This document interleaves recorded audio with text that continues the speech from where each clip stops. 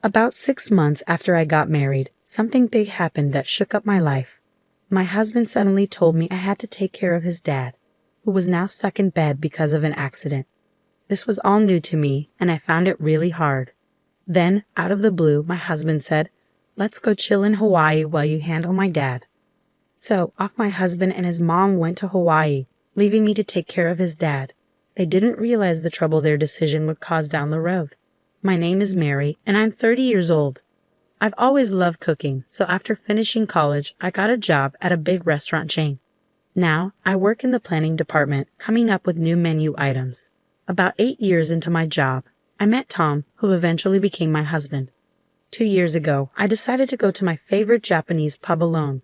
I sat at the counter, and next to me was Tom. We got talking and found out we were the same age. We hit it off and exchanged numbers. Tom started inviting me out to dinner often, and we began spending a lot of time together. He was funny and upbeat, and I found myself really liking him. It seemed like he felt the same, and we started dating. Eventually, we got married 6 months ago and now live together in an apartment conveniently located between our workplaces. Sometimes, I slack off on housework because we're both busy with our jobs, but Tom always reassures me with a smile, saying, "You don't have to be perfect at housework. I'm just happy to be with you." I replied, "I wish I could make fancier dinners, but I'm just happy to eat with you."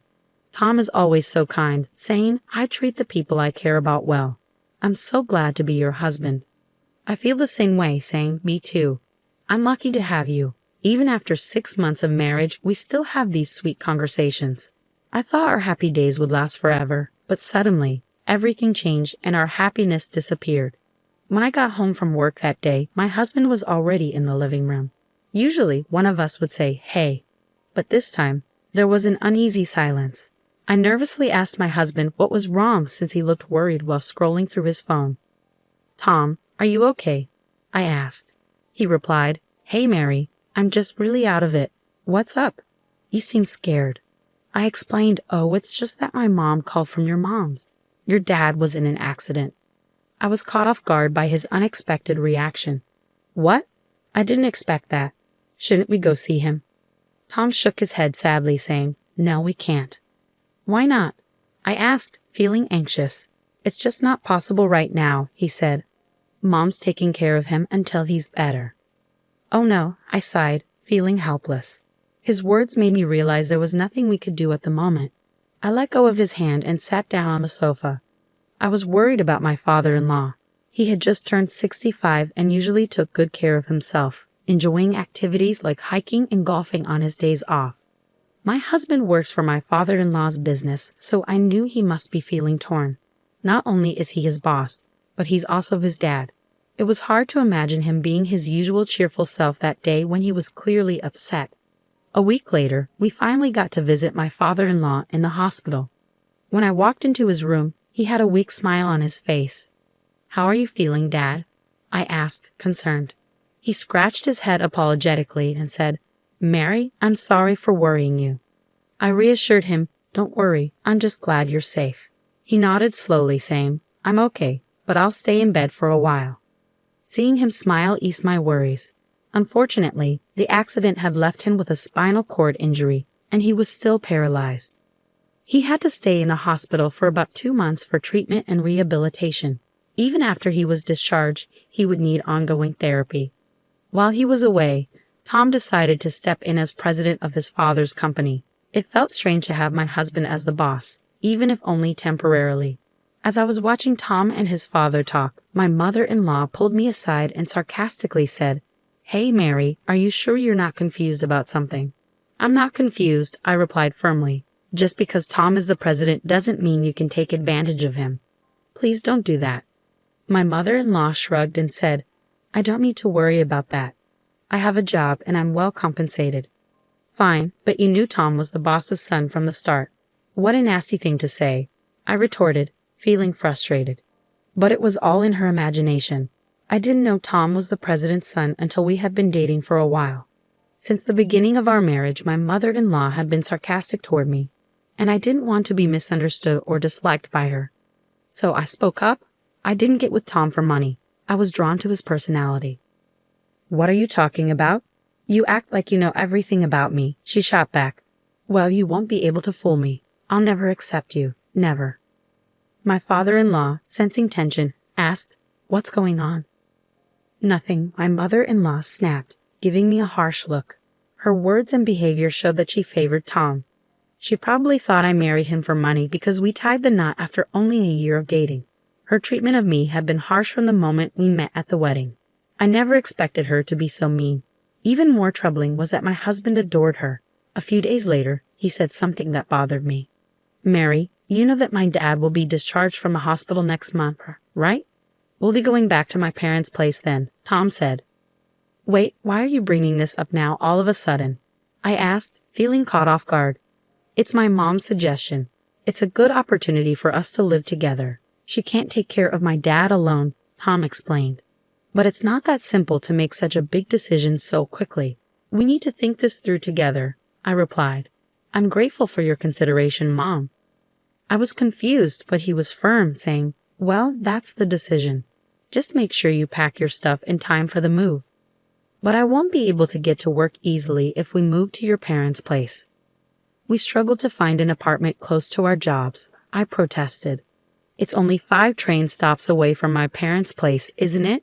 You're lucky you can even sit on the train in the mornings," he replied. It seemed like my husband and mother-in-law had already made up their minds about living together. Despite my attempts to discuss avoiding it, they ignored me. My husband became even more devoted to my mother-in-law, and his treatment towards me got harsher. He started lecturing me every single day. "How's the packing going? I won't be able to take time off work on moving day, so you'll have to take care of everything. You'll be in charge of all the household chores and looking after my mom. Don't let her suffer," he'd say. Even before the move, I felt mentally overwhelmed by his comments. With the company being busy, I was already juggling work and preparing for the move. I was completely drained, both physically and mentally. 2 months later, the move was done, and my father-in-law came home from the hospital. I barely had time to catch my breath, but I started a new job as my father-in-law's caregiver. I woke up at 4 a.m. to make breakfast and do laundry simultaneously. Then I hurried to my father-in-law's room to give him a morning massage and help him change clothes. I had to finish breakfast before my husband and mother-in-law, and once they were done, I assisted my father-in-law with his meals. Finally, after everyone had eaten, I could head to work. Despite all my efforts with caregiving and housework, my mother-in-law was never satisfied. She always seemed to find a way to delay me from going to work in the mornings. "Mary, can you spare a minute?" she'd say. I'd apologize. "I really have to leave right now." "What's the problem now?" "Are you complaining about breakfast?" My mother-in-law's words hit me like a ton of bricks. "I'll talk to you about it when I get back.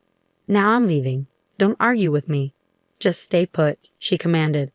I felt a headache coming on as my mother-in-law continued to yell. My heart started racing, and I felt dizzy. Whenever my husband or mother-in-law started with their unreasonable demands, I would get heart palpitations and headaches. But arguing with them only made things worse. The quickest way to get through it was to stay quiet. Because of my mother-in-law's constant complaints, I was always running late for work. My coworkers started to notice, and they were worried because I had never been late before. 3 months had flown by since my father-in-law got out of the hospital, but I still felt like I was running on fumes. After a long day at work, I had to rush home and start cooking dinner, but even my efforts weren't enough to please my husband. "What's the matter, Mary? I come home tired, and you're serving fish? Are you serious?" he criticized. "I'm sorry. I had to step away to help my father-in-law, so I just made boiled fish," I explained. "You should make something that gives me energy. I'm not interested in boiled fish," he complained. As my husband started making himself some instant noodles, I fell silent, feeling defeated. My mother-in-law looked smug. Feeling down, I went to help my father-in-law get ready for the evening. He noticed my distress and asked, "Mary, you look a bit pale. Are you okay?" "I'm fine. Just a bit stressed with work," I replied. "Is that all?" "I've been hearing a lot of arguing between my wife and Tom lately," he said with concern. "It's my fault. I'm not very skilled at a lot of things," I admitted sadly. "I don't see it that way," I replied, forcing a smile and fibbing to my father-in-law. It was the only way I could keep myself going. The truth was, I had always wanted to leave. But what would happen to my father-in-law if I did? I couldn't just walk away from everything. As the end of the year approached, I had some days off from work, but I spent them cleaning the house. Then, on New Year's Eve, my husband dropped a bombshell. "My mom and I are heading to Hawaii," he announced. "Hawaii? But we've been talking about this for a while," my husband explained, sounding nonchalant. "Wait, just think about your dad's condition. He needs you here. Besides, you're off work, so we should do something together," I pleaded. They both had smug looks on their faces as they showed me their packed carry-on bags. It seemed like they found my confusion amusing as they struggled to contain their laughter. As they walked out the door, my husband casually said, "You'll take care of my dad while we're in Hawaii. We're going to relax, so you're on your own." They both laughed as the door closed behind them. In that moment, something inside me snapped. "What do you mean, take care of him? Why am I the one doing everything alone? I can't handle being treated like this as a family member. I'm divorcing him when they get back," I thought, feeling a surge of anger. Despite my decision to divorce, I resolved to focus on caring for my father-in-law until they returned. I decided to stop doing anything around the house. The next day, I made breakfast for my father-in-law as usual and went to his room with a towel to help him freshen up. As I was doing so, my father-in-law smiled at me. "Mary, Happy New Year," he greeted me. "Dad, Happy New Year to you too. What happened with Tom and my wife last night?" "They seem to be in some sort of trouble," I asked. "They went to Hawaii," he replied. "Hawaii? Really?" My father-in-law sighed deeply and looked skeptical. Dad, let's not dwell on that. I'm sorry for everything. But wait a second. What are your thoughts?" I apologized and then asked for his opinion. I've actually been able to get out of bed on my own for a few days now. I was waiting for the right moment, but I never expected it to happen like this, my father-in-law explained with a smile, speaking slowly. It turned out that my father-in-law had noticed how unfairly I was being treated. I had asked my mother-in-law and husband to help me with errands, but they had ignored me. Additionally, the company's executive director had contacted my father-in-law, reporting that my husband, who was acting as president, was not following proper procedures and was abusing company funds for this trip. So my father-in-law contacted a company representative to monitor my husband's behavior. They discovered that my husband had been slacking off at work, which angered everyone. My father-in-law was supposed to take back his position as president after the new year, but instead he decided to fire my husband. Since the house was in my father-in-law's name, while they were away, we changed the locks and made plans to keep them out when they returned. As I went to the city office to pick up 2 divorce papers, a week passed. Suddenly, I heard banging on the front door and the intercom ringing repeatedly. It was my husband and mother-in-law just back from Hawaii trying to get in. I responded to them through the intercom. "Welcome back. How was your trip?" I asked politely. "Mary, open the door right now." "I can't open it," my husband demanded. "I can't do that. My father-in-law warned me not to let them in." "What? What are you talking about?" "Hey, did you enjoy your trip? You know that was company funds, right?" I asked, trying to keep my tone light. I didn't know," my husband stammered, looking flustered. I couldn't help but chuckle as I watched their reactions on the monitor. Then my father-in-law, who had been listening in, chimed in from the side. "So you really use company money, son? Why, you're not even supposed to be able to walk," my father-in-law said incredulously. "I've been able to walk for a few days now, thanks to Mary helping with my rehabilitation, and the managing director told me about your shady behavior at work," my father-in-law explained.